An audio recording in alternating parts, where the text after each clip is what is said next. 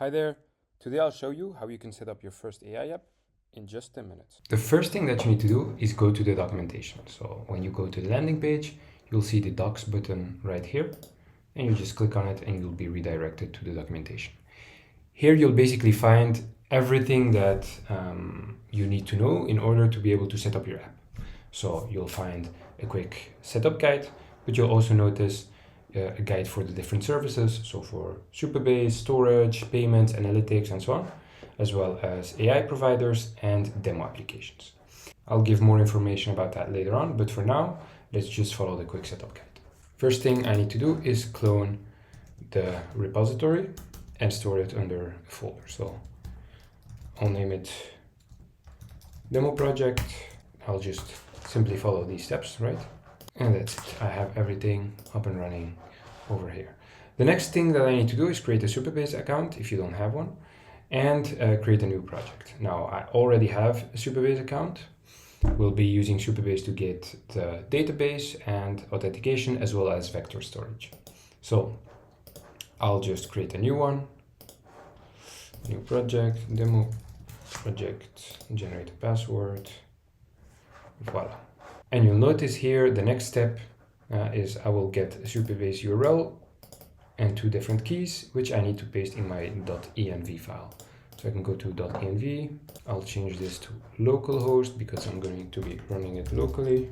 And then you'll see, okay, Supabase has been provisioned. So I'll copy my anon key, copy my secret service key, and my URL.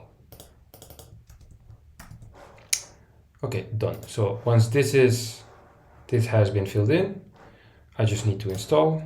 So npm install, and we'll let it run for a little bit. All right, everything has been installed. The next step that I need to do now is see if I can run it locally. So I'm gonna just do npm run dev, and we'll see it's starting the server. So I can just go to localhost, and voila. You can see the initial setup is done. We have the application up and running, and that took us maybe 2 minutes, right? So the next step is to configure one of the different demo applications. Now for this particular example, I'll use one of the easiest ones. So I'll use this one, but the same logic applies for the different ones, and I will also record other videos in the future. So we can simply go to the documentation, we go to the marketing strategy generator documentation guide, and then we'll see here the prerequisites that we need. So we need to set up Supabase and we need to set up OpenAI. And you'll notice each demo app will tell you exactly what you need to set up in order for the demo application to work. So for example, if I click on chat with a PDF, we'll see we need Supabase, we need storage, and we need OpenAI. In this case, we need storage as well because we need to upload the files, right? So if I have a look at the cloud demo application, same thing. So we need Supabase and we need Anthropic because we're going to use their AI models basically. So going back, we need Supabase. Let's click on it. We can see the first steps have already been done. We've done that previously during our getting started guide. But you'll notice we also need two tables.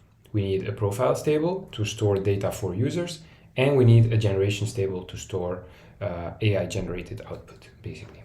So what I'll do is very simple. I'll simply copy paste everything here into my Supabase SQL editor. So copy paste this, SQL, voila, next. So this is what is going to link authenticated users to a profile table. And then we want row level security to make sure that nobody can play with the data. So we just copy paste that again. And now you'll notice in my table editor, I have a profiles table set up, and you'll notice it has row level security enabled and 3 different policies. The next thing that we want to do is make sure that people are able to authenticate themselves, right? So we have set up Supabase as described. We have filled this in our .env file. And now we need to configure URL redirection settings. So I'll just go to authentication, URL configuration, localhost is already here, and I'll add a redirect URL here for my localhost. And if you want to do this in production, it's the same idea, just use your production URL, basically. Voila. So now Magic Link authentication should be ready. There are a couple of other things like Google Auth and stuff like that, but that's something you can add later on. And the next thing that we are going to do is making sure that we can store AI data. So I can copy this back to my SQL table, create the generations data. Now I'll give it some row level security as well. And we should have now a generations table as well, where we will store the AI output. So that's basically the idea. And once you've done this, you are basically ready with the Supabase configuration. Next, we go back to our documentation. We also need to set up OpenAI, right? So I need to create an account and create an API key and then store it in my .env file. All right, and then now I can create a new one, demo project, copy it, and then in my .env file, I can simply set it up. Make sure you have some credits in your OpenAI account, because if you don't have any credits, you won't be able to actually use OpenAI. So now we are done with OpenAI as well, right? So here's some more information about the general structure, but yeah, we are basically done. We can go back to our demo app, and that's all you need, basically. Okay, so that is done. Now the next thing that we need to do is actually try the application. So I click on marketing. We'll notice that basically we have the landing page with different components that you can just modify and edit as you wish. And now to actually go into the app, you'll notice there's a authentication wall. So I need to log in. So I'll click send magic link. And you'll notice I got the email right here. And if I click login, I will actually be redirected and logged in.